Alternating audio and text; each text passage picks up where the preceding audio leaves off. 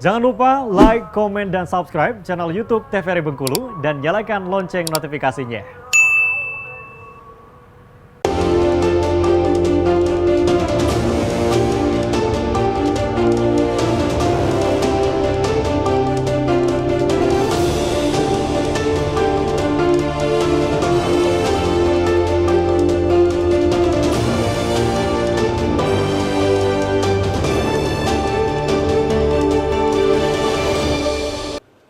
Assalamualaikum warahmatullahi wabarakatuh, pemirsa TVRI Bengkulu. Mencintai sebuah keindahan disebut dengan rasa, menciptakan keindahan disebut dengan seni.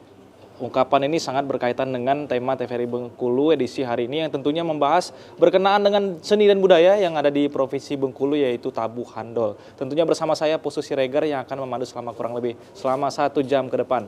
Sudah hadir di studio TVRI Bengkulu kedua narasumber kita, pemirsa. Saya perkenalkan terlebih dahulu. Yang pertama ada Dang Ferry Ganti selaku pelaku seni. Assalamualaikum Dang, apa kabarnya Dang? Alhamdulillah baik. Baik ya Dang ya, siap kira-kira Dang ngasih wejangan nih terhadap pemirsa TVRI Bengkulu yang ada di rumah. Insya Allah mudah-mudahan siap. Baik, berkaitan dengan tema kita hari ya Dang. Aman, ya? aman. Aman ya Dang ya. Oke, yang kedua pemirsa saya perkenalkan ada Dang Rudi selaku pelaku seni juga yang tentunya dari Provinsi Bengkulu. Assalamualaikum Dang. Waalaikumsalam warahmatullahi wabarakatuh. Alhamdulillah sehat. Alhamdulillah. Siap ya Dang ya untuk ngasih wejangan nih terkait dengan Insya tema kita Allah hari kalau untuk Bengkulu siap gitu. Wah, apa baik pokoknya kalau untuk Bengkulu ini. Siap ya. Bengkulu maju. Olahraga nih dikorbankan. Oke, jadi sebelum kita spesifik ngobrolkan masalah Tabuh Handol nih, saya pengen yang sedikit lebih umum dulu untuk membuka obrolan kita kan temanya santai nih. Ya. Di teras rumah kan di Brendo ya kan. Iya, oke. Kurang kopi kan. Ayo, air putih. Air putih kan. Iya. Oke, jadi kalau menurut Dang Peri sendiri, kesenian itu seperti apa? Dan Dang Peri sendiri dari kapan berkesenian, Dang? Kesenian itu kalau pandangan saya sesuatu yang mungkin menjadi atau sesuatu yang indah lah. Kesenian itu yang kita bisa kita pelajari, terus yang kita bisa kita cintai atau kita bisa kita miliki sendiri. Apalagi kita mencintai kebudayaan itu sendiri seperti itu. Jadi kalau untuk saya sendiri berkesenian itu boleh dikecil dari kecil. Dari kecil? Dari kecil. Zaman-zaman dulu itu tuh sama kayak Bang Rudi kok, kami satu kelurahan dulu tuh sebenarnya tuh. Nah, kami dibina satu komunitas, ibaratnya satu kelurahan dulu, Pak. Iya. Dulu kan kalau untuk sanggar-sanggar yang ada di Kota Bengkulu itu kok dulunya kan seperti kelurahan-kelurahan seperti itulah. Nama kelurahan. Jadi kalau atas nama kelurahan, kami dulu tergabung dalam kelurahan Kebonros. Iya. Terus dibentuk kelompok, namanya itu kelompok tuh bukan sanggar ya, kelompok, tapi belum terlalu mengenal sanggar dulu ya. Kelompok anak-anak muda yang mencintai seni terus bergabunglah di situ dalam satu wadah yang dinamai dulu tuh AMC. Arema Muda Kreatif. Seperti kumpulan-kumpulan anak muda seperti Karang Taruna seperti itu, anak-anak remaja-remaja seperti dikumpulkan, diajarkanlah seni iko, khususnya seni musik dol, tari-tari yang kita pelajari secara otodidak. Berarti secara DNA nih wala jiwa seninya Andang. Betul.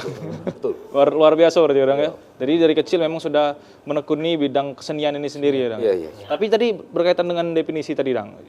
Yang berkaitan dengan keindahan. Keindahan ini kan subjektif Dang. Betul. Beda kepala, beda penilaiannya juga. Nah, kalau menurut Dang tuh cak mana tuh Dang? Ini bebaskah kita dalam, karena anak muda sekarang kan banyak sekali yang kreatif ini mungkin lah lewat kreatif kadang kan jadi banyak dikoreksi oleh kelompok-kelompok yang lebih tua. Nah, padahal kan kreatifnya tadi dan juga indahnya tadi ini subjektif nih Dang. Ya betul. Tergantung, kalau menurut saya itu tergantung penilaian orang masing-masing. Indah tuh dalam kata kutip diartikan sebagai apa. Ya. Jadi kalau menurut saya, pandangan saya, seni itu indah loh. Seni itu bisa bikin kita nyaman, bisa bikin kita tenang seperti itu. Mungkin selama itu kita yang kerja stres, ketemu soal tuh kita nonton sebuah pementasan kesenian yang bisa bikin akhirnya bisa kita bikin nyaman gitu kan. Jadi intinya lebih ke kenyamanan ya, kenyamanan diri kita, batin kita sendiri itu. Oke, berarti kalau kita misalkan nonton pertunjukan atau nonton suatu hasil karya seseorang yang justru kita makin pusing sebenarnya jauh dari definisi seni berarti Dang. Betul. Kalau menurut Dang. Gila. bisa mencintai atau menikmati suatu pertunjukan seniman itu lah, kayak ngomongnya lah, kayak kita ngeceknya sendiri. Entah pemikiran seperti apa kan. Kalau untuk sebenarnya seni itu bagi saya itu bisa menimbulkan kenyamanan, ketenangan seperti itu dalam diri kita. masing-masing. Itu makanya setiap orang tadi punya seleranya masing-masing. Betul, betul, Jadi betul. orang kelompok A lebih sukanya main kesenian itu, gitu. kelompok B lebih suka dengan kesenian yang seperti itu. Oke, kalau Dang Rudi, dari kapan bersenian, Dang? Dan seni ini secara umum kalau Dang mengartikannya seperti apa, Dang? Oh, makasih. Jadi kalau Dang Rudi berkesenian itu sama seperti Kang Peri tadi, dari kecil.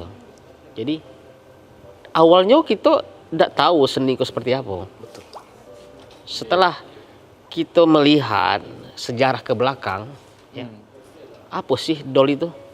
Iya. Kita tanya dengan orang tua kita, dol itu apa sebenarnya? Kesenian apa? Jadi keinginan kita anak-anak muda waktu itu Iya. banyak keinginan ingin tahu apa itu dol. Dol itu semacam apa bunyi? Ya bunyi seperti apa gitu kan? Setelah itu kita mengadakan penelitian juga, terus kita terus mencari apa artinya. Jadi awal itu mau Iya. dari penasaran. Penasaran Ingin ya. tahuan Tabot itu apa? Dol itu apa? Oh rupanya dol itu rupanya bunyian. Bunyi itu indah, pukulan, ciri khas. Jadi Bengkulu dol ciri khas. Ciri khasnya itu tadi matam melalu meradai ya. Itu jadi kita ingin berarti seperti itu bunyi dol. Beriringnya waktu bergabunglah, kumpul lah. Yang tadinya anak-anak ngumpul, ngomong main gitar semacam tertarik dengan dol ini tadi kan. Jadi timbullah kawan-kawan kumpul, yuk kita bikin suasana cak mano supaya dol ini bunyi bagus. Cak mano bisa kita kombinasi. Cak mano doliko kita bunyikan menyatukan alat yang lain bisa indah. Jadi harmoni. Jadi harmonis. Iya, iya. Nah, dalam beriring zaman waktu sekarang, rupanya anak-anak muda ini hebat, kreatifnya betul bagus, kalah dengan kita. Tanpa batas. Tanpa batas, dia bisa memasukkan alat musik, kolaborasi musik dari gitar, dari apa dan semacam bisa. Jadi timbullah keindahan musik itu. Jadi pada zaman itu Dang yang mainkan dol ataupun kelompok-kelompok yang bermain alat musik dol ini sebanyak kini Dang, sebanyak saat ini. Ya kalau dulu cuman satu kelurahan. Ya kalau dulu kan tidak sanggar. Jadi berapa kelurahan? Mewakili ke Kebondros, Pondok Besi, Tengah Padang, Sumu Malabro, penurunan. Jadi Sebatas itulah. jadi Dan pada saat itu alat musik dol ini belum dimainkan dengan alat musik yang lain. Belum. Cuman sebatas alat musik dol dan alat musik dol, tasa, terus penambahan yang lain tuh paling keneng-keneng gitu. alat-alat botol besi. Adalah penodinya itu sebagai suling untuk pemanisnya dulu. Suling. Oke, kalau kini kan lah variatifnya kan. Iya, udah Di- kreativitasnya untuk udah mengiringi nari segala macam, untuk lagu juga. Kalau dulu pertunjukan alat musik dol ini untuk acara-acara apa Dang? Kalau dulu, kalau dol itu kita pertamanya pertunjukan dulu. Setiap setahun sekali kita menampilkan dulu. Menampilkan apa yang kita perbuat, apa yang kita buat. Iya. Setelah beriring zaman timbul lagi akhirnya kita bikin tari.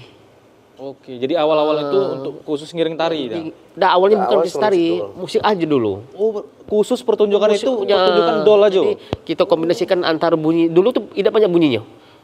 Empat macam ya, atam-atam, Suena, sueri, meradai. Itulah yang diputar-putar terus. Iya. Tapi kalau sekarang kan ketuk.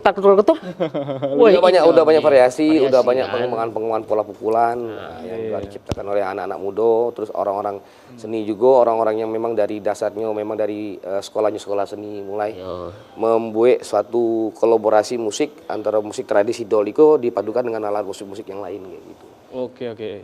Nanti di segmen-segmen berikutnya kita bakal bahas pemirsa berkaitan dengan jenis-jenis pukulannya dan juga jenis dari bunyi pukulan yang diciptakan. Tapi di segmen ini kita akan bahas dulu. Jadi pada saat itu tuh bukan untuk mengiring di awal-awalnya ya, Dang. Alat musik dol ini bukan untuk pengiring kesenian yang lain berarti, Dang. Dia berdiri sendiri artinya. Berdiri sendiri. Kalau nak ceritanya sejarahnya, sebenarnya dulu itu dol itu tidak boleh dipukul sama sekali sebelum Tabuh. tabot. Nah itu pun di waktu acara tabot 1 sampai 10 Muharram itu boleh dipukul pada hari-hari tertentu.